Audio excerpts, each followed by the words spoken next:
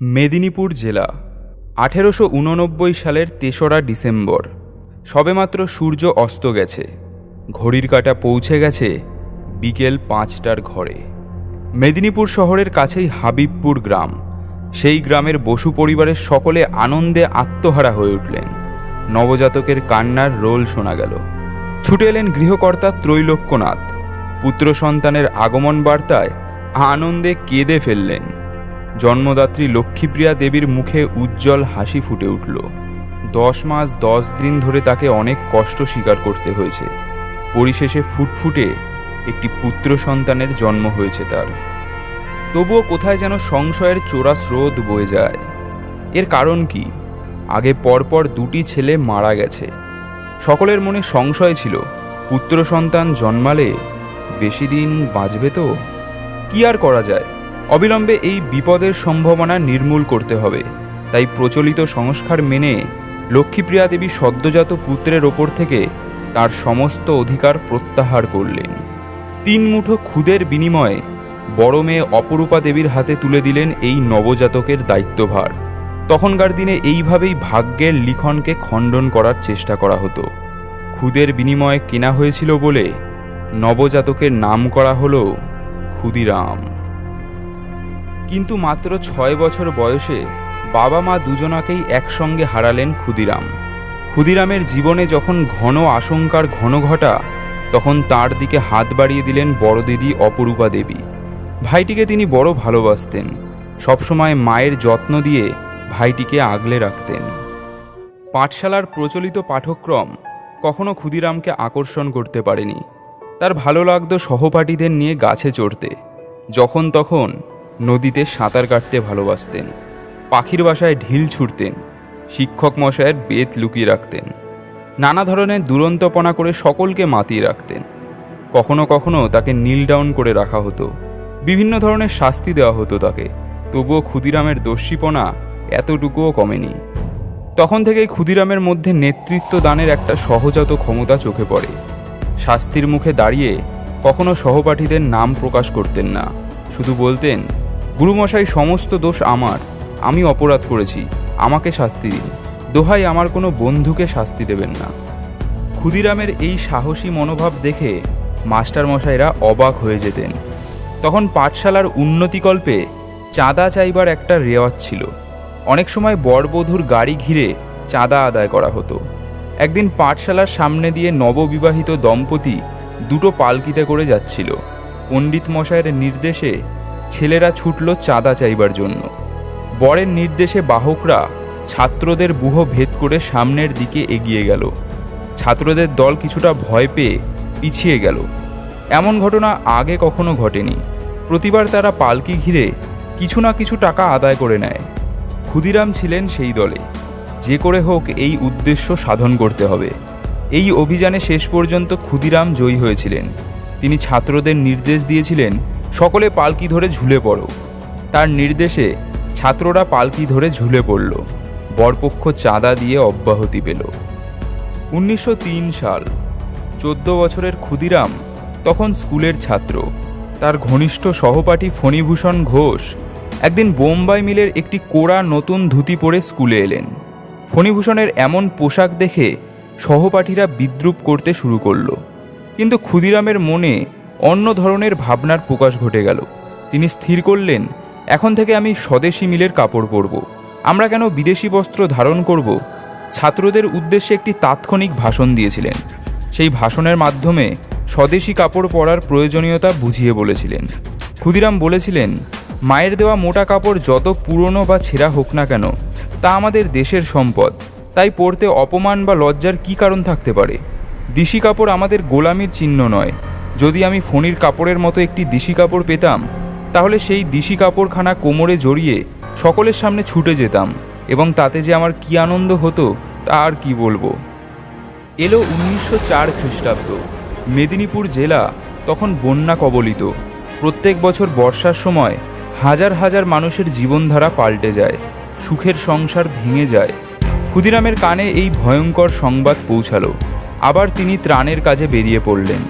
নিজের হাতে অস্থায়ী চালাঘর বাঁধলেন। বৃদ্ধ এবং অক্ষম মানুষদের পিঠে তুলে নিয়ে এলেন সেই আশ্রমে। সকলে তার নামে জয়ধ্বনি করল। বলা হলো তিনি নাকি স্বয়ং ঈশ্বর প্রেরিত ত্রাণকর্তা। কিন্তু পরিবারের সকলে ক্ষুদিরামের এই বেপরোয়া স্বভাবে যথেষ্ট ক্ষুব্ধ এবং বিব্রত হয়েছেন। শীতের এক সকালে লক্ষ্মীনারায়ণ দাস নামে এক ভিক্ষুক এসেছিল ক্ষুদিরামের বাড়ি। গায়ে ছেঁড়া কাপড়, উত্তর থেকে কনকনে হাওয়া আসছে। তাকে দেবার মতো ক্ষুদিরামের কাছে কিছুই ছিল না। ছিল পিতার স্মৃতি বিজড়িত একটি শাল। ক্ষুদিরাম সেই দামি শালটি ভিক্ষুককে দান করলেন। বললেন, তোমাকে দেবার মতো আমার কাছে কিছু নেই ভাই। এই শাল আমি কখনো গায়ে দিইনি। গায়ে দেবার সুযোগ কখনো পাবো কিনা জানি না। বাবার শেষ স্মৃতিটা কাকে আর দেবো বলো? আমার মনে হলো তুমি হলে এই শালের যোগ্য ব্যক্তি। লোকটি চলে যাবার পর অপরূপা দেবী প্রতিবাদ করেছিলেন, ভিখিরি কি শাল গায়ে দেয়? ক্ষুদি, তোর মাথায় কি এতটুকু বুদ্ধি নেই? শালটা বিক্রি করে ফেলবে। ক্ষুদিরাম হাসতে হাসতে বললেন, দিদি তা যদি দেয় দিক না। শালটা বিক্রি করে যা টাকা পাবে সেই টাকায় কদিন পেটের সংস্থান তো হবে। দিদি বুঝতে পেরেছিলেন ক্ষুদিরাম হলেন অন্য স্বভাবের মানুষ। নিরন্ন মানুষের মুখে অন্ন তুলে দেন, নিরাশ্রয়কে আশ্রয় দেন, পীড়িতের সেবা করেন। এই সময় ক্ষুদিরাম শরীরচর্চার দিকে বিশেষ নজর দিয়েছিলেন। গ্রাম থেকে গ্রামান্তরে যাবার জন্য দ্রুতগামী রনপা ব্যবহার করতেন। তিনি বুঝতে পেরেছিলেন ব্রিটিশের বিরুদ্ধে লড়াই করতে গেলে অস্ত্র সংগ্রহ করতে হবে। শুধু সংগ্রহ করলেই চলবে না, সেই অস্ত্র চালানোর কৃতকৌশলটাও শিখতে হবে। তখন মেদিনীপুরে বেশ কয়েকটি গুপ্ত সমিতি স্থাপিত হয়েছে। একটি গুপ্ত সমিতির সঙ্গে যুক্ত ছিলেন বিশিষ্ট শিক্ষাবিদ রাজনারায়ণ বসুর ভাইপো জ্ঞানেন্দ্র বসু ও সত্যেন বসু, আর ছিলেন হেমচন্দ্র কানুনগো। ক্ষুদিরাম শেষ অবধি হেমচন্দ্রকে চোখের সামনে দেখলেন।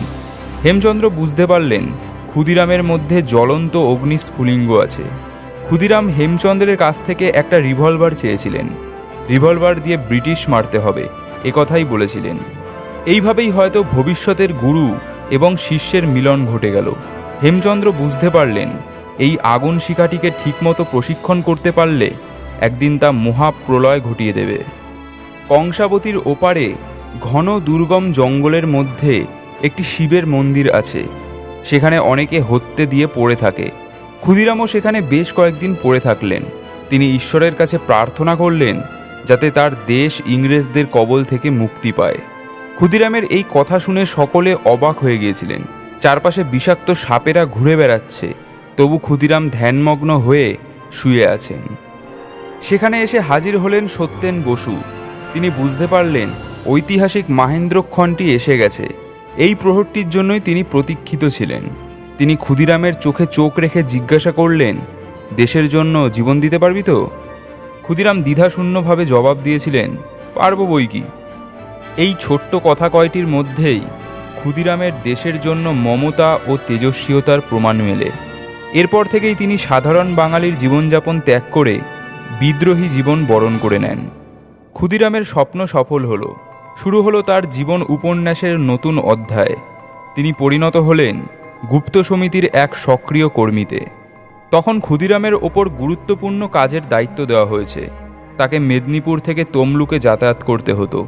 দিনের বেলা গেলে পুলিশের নজরে পড়ে যাবেন, তাই সমস্ত রাত পায়ে হেঁটে এতটা পথ পার হতেন। 1905 সাল অবিভক্ত বঙ্গদেশকে দ্বিখণ্ডিত করা হলো। সর্বত্র প্রতিবাদে মানুষ ফেটে পড়ল। বঙ্গভঙ্গ বিরোধী আন্দোলন তখন তুঙ্গে। ক্ষুদিরাম এই আন্দোলনে এক মহান সৈনিক হিসাবে আত্মপ্রকাশ করলেন। এলো 1906 সাল। মেদিনীপুর জেলখানার প্রাঙ্গণে কৃষি এবং শিল্প মেলার আয়োজন করা হয়েছে। সেখানে ক্ষুদিরামের ওপর একটি গুরুত্বপূর্ণ কাজের দায়িত্ব দেওয়া হলো। সোনার বাংলা নামে একটি প্রচারপত্র বিলি করতে হবে। ক্ষুদিরাম পুস্তিকা বন্টন করার কাজে লেগে পড়লেন। হঠাৎ পুলিশের নজরে পড়ে গেলেন। উপস্থিত বুদ্ধির জোরে পুলিশের হাত ছাড়িয়ে পালিয়ে গেলেন। তখন তাকে বেশ কিছুদিন আত্মগোপন করে থাকতে হয়েছিল। শেষ অবধি বিপ্লবী দলের নির্দেশে ক্ষুদিরাম ধরা দিলেন। তার বিরুদ্ধে রাজদ্রোহিতার অভিযোগ আনা হলো। বলা হলো তিনি সম্রাটের বিরুদ্ধে যুদ্ধ ঘোষণা করেছেন। ক্ষুদিরাম প্রথম দিকে আত্মপক্ষ সমর্থন করতে চাননি, তবে তাকে আইনজীবীদের পরামর্শ শুনতে হলো। তিনি মুক্তি পেলেন। ক্ষুদিরামের মুক্তিতে সমস্ত শহর জুড়ে বিজয়োৎসব শুরু হলো। গুপ্ত সমিতির কাজে অরবিন্দ ঘোষ সেই সময় মেদিনীপুরে এসেছিলেন। তিনি নিজে ক্ষুদিরামকে বুকে টেনে আশীর্বাদ করলেন। সন্ধেবেলায় শুরু হলো আতশবাজির উৎসব। এর পরের অধ্যায় আমরা সকলেই জানি। ক্ষুদিরামকে পাঠানো হয়েছিল কিংসফোর্ডকে হত্যা করার জন্য। অত্যাচারী কিংসফোর্ডকে খুন করতে না পারলে বিপ্লবীদের স্বপ্ন সফল হবে না। ক্ষুদিরাম এবং প্রফুল্ল চাকি ছদ্মবেশে মজফ্ফরপুর পৌঁছালেন। দীর্ঘ প্রতীক্ষার পর এলো সেই শুভ মুহূর্তটি। 30শে এপ্রিল 1908 খ্রিস্টাব্দে একটি ফিটন গাড়িকে কিংসফোর্ডের গাড়ি মনে করে তার ওপর বোমা নিক্ষেপ করলেন। কিন্তু শেষ অবধি সামান্য ভুলে কিংসফোর্ডকে হত্যা করা সম্ভব হয়নি। বোমার আঘাতে মিসেস কেনেডি নামে এক নির্দোষ ভদ্রমহিলা ও তার কন্যা মারা গেলেন। ক্ষুদিরামকে ধরা পড়তে হলো। শুরু হলো বিচারের নামে প্রহসন। অবশেষে 1908 সালের 11ই আগস্ট ক্ষুদিরামের ফাঁসি হলো। ভোর 6টা। সব আয়োজন শেষ হয়েছে। ক্ষুদিরামকে স্নান করানো হলো। শেষ ইচ্ছে আছে কিনা জানতে চাওয়া হলো। ক্ষুদিরাম হাসলেন, বড় করুণ সেই হাসি। দেশের স্বাধীনতা ছাড়া আর কি ইচ্ছে আছে আমার? শেষবারের মতো ক্ষুদিরাম বললেন, বন্দে মাতরম। চতুর্দিকে প্রতিধ্বনিত হলো সেই শব্দ। অগ্নিশিশু ক্ষুদিরামের আত্মবলিদান ভারতের বিপ্লবীদের মনে ব্যাপক আলোড়ন ফেলেছিল। তার প্রদর্শিত পথে অনেক বিপ্লবী দেশমাতৃকার চরণতলে জীবন উৎসর্গ করেছিলেন। বাংলার কাব্যে, সাহিত্যে, সঙ্গীতে ও ইতিহাসের পাতায় এই আত্মত্যাগের মধ্য দিয়ে বিপ্লবী বীর ক্ষুদিরাম মৃত্যুঞ্জয়ী হয়ে আছেন এবং থাকবেন চিরদিন। আজও গ্রাম বাংলার পথে প্রান্তরে কোনো উদাসী ভিক্ষুক তার একতারাতে বিষণ্ণতার সুর তুলে একটি গান গেয়ে থাকে।